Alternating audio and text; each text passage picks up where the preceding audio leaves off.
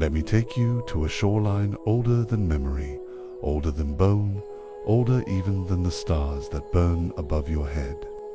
Step with me now into a world untouched by leaf or root, a world where silence rules the land and life hides beneath the surface of the sea. The world is still young.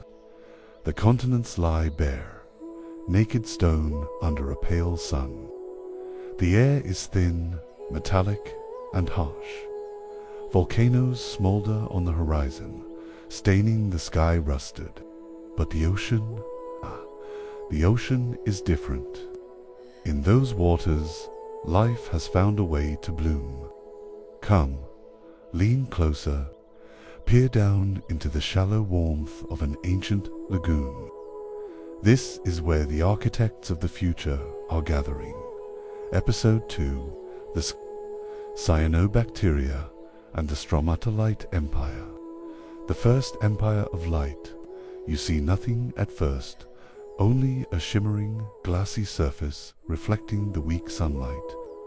But beneath that quiet water lies a city. A city built not by hands, not by claws, not by roots, but by cyanobacteria, the first organisms to drink sunlight and breathe life into the planet. Look again. Thin films of blue-green ripple gently with the tide. They look like stains on stone, like simple scum. But each ripple, each smear, each shimmering sheet is a nation of cells, cooperating, communicating, competing. This is no simple slime.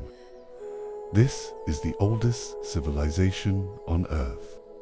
The filaments that rise with the sun at dawn as the first rays pierce the water's surface. The mats awaken.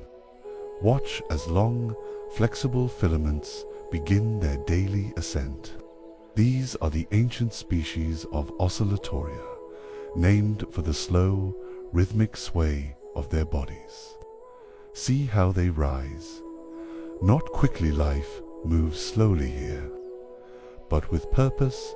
Each filament glides upward through the mat, inching closer to the light.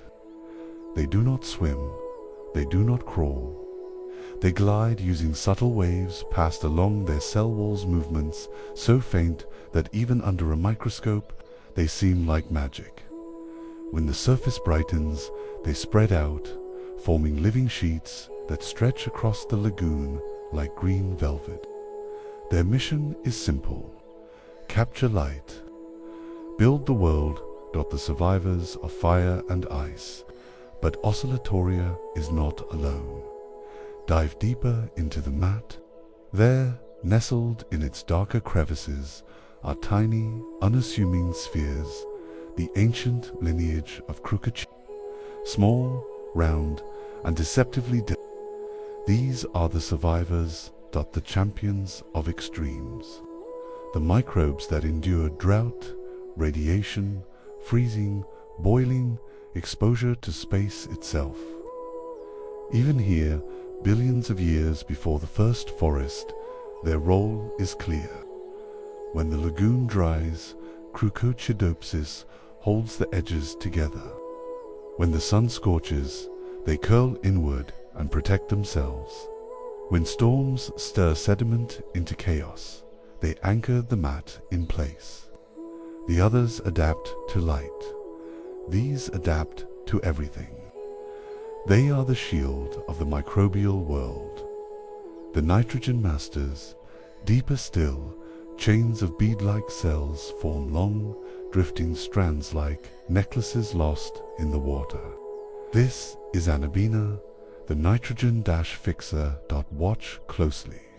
Most beads look identical, but every 10th or 20th cell swells into something different.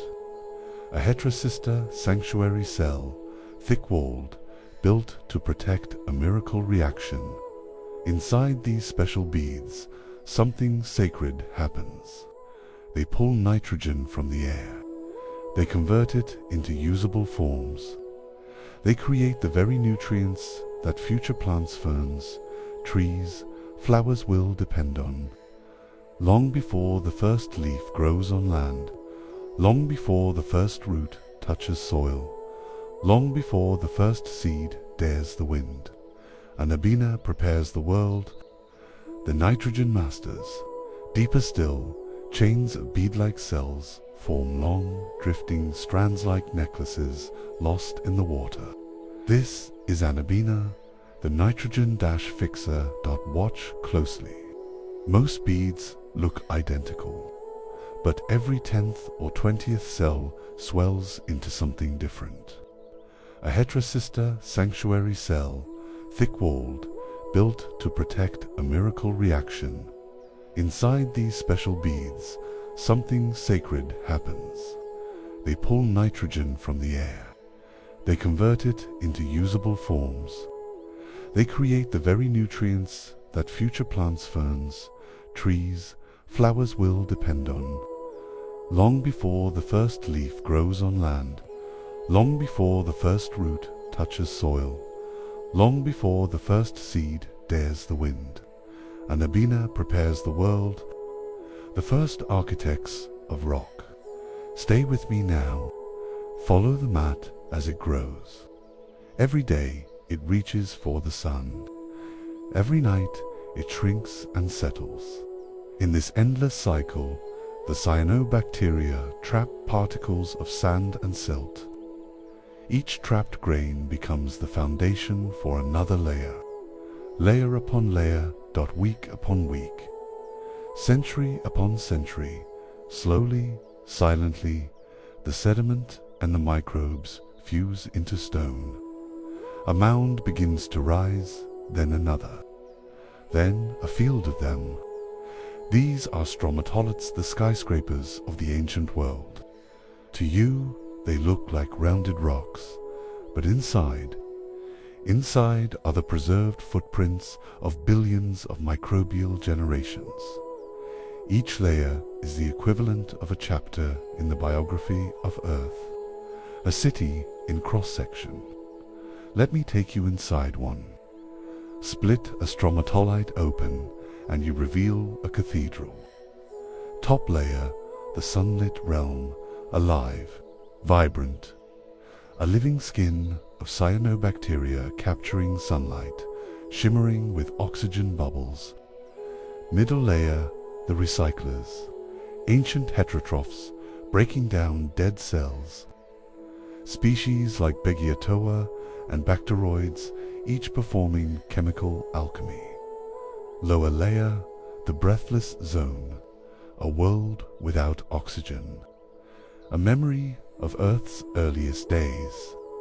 Here reigned the ancient sulfur breathers, purple sulfur bacteria, green sulfur bacteria, methanogens, creatures that thrive where oxygen would kill.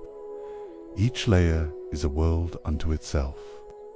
Each world depends on the next. A self-sustaining tower of life. The great oxygen event. Look to the water. Do you see the faint haze, the shimmer? Those are the first whispers of oxygen rising from the mats and drifting outward. For millions of years, oxygen is absorbed by iron in the ocean. The seas turn red, iron rusts and falls to the seafloor. Band after band of oxidized minerals form the striped ironstone you can still find today. Only after the oceans have drunk their fill does oxygen escape to the sky. And when it does, the world changes. Oxygen is toxic to the old anaerobes. Entire microbial kingdoms perish in slow, invisible extinction. But their deaths open doors through which complexity will walk. A world breathes for the first time. More oxygen rises. More storms churn. New chemical pathways awaken. The air thickens. Not enough for animal lungs, not yet, but enough to change oceans, climates, and minerals. Cyanobacteria do not know it. They cannot understand it. but they are giving the world atmosphere. They are sculpting the sky. These tiny architects are turning a dead planet into one that can host forests, jungles, dinosaurs, mammals, humans. An empire without rival. For over 1 billion years, nothing competes with them. They dominate every sunny shore. They coat shallow seas. They bloom in lakes. They exist beneath ice. They spread across rocks. They enter hot springs, cold edges, deep pools. No creature hunts them, no root shades them. No animal grazes upon their mats. They are the emperors of the ancient world. Life begins with them. And every complex organism that comes later, every tree, every fish, every bird will owe them a debt. The silence before the next evolution. Stand now on an ancient beach. Feel the quiet, hear the water whisper across stone. No forests, no insects. No calls of life, only the gentle crackle of oxygen bubbles rising from invisible cities beneath the waves. A calm, ancient peace. But beneath that peace, something stirs. Somewhere in these mats, a different kind of cell is forming. A cell with compartments, with organelles, with ambition. Soon, the first eukaryotes will appear, hunters, swimmers, predators, innovators, and the age of simple life will give way to something more daring. But that is reserved for our next chapter. Next, Episode 3, The First Hunters. Rise of the Eukaryotes, told in the exact same epic narration voice. This is HistoPrimordia, where history comes alive. Thanks for watching. Subscribe now and join us for the next episode story.